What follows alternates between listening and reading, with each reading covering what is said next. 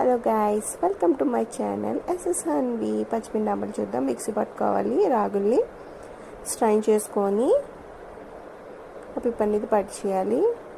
Next ఒక గిన్నె పట్టుకొని అందులో వాటర్ వేసుకొని కొంచెం సాల్ట్ వేసుకోవాలి. తర్వాత ఈ పచ్చిమిర్చి అంబలి మిశ్రమాన్ని వేసుకోవాలి. స్ట్రైన్ చేస్తూ వేసుకోవాలండి.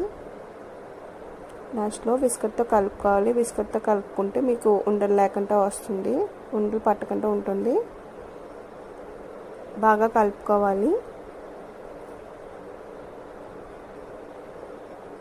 బాగా కలుపుకున్నాక 2 నిమ్మకాయల రసం వేయాలి.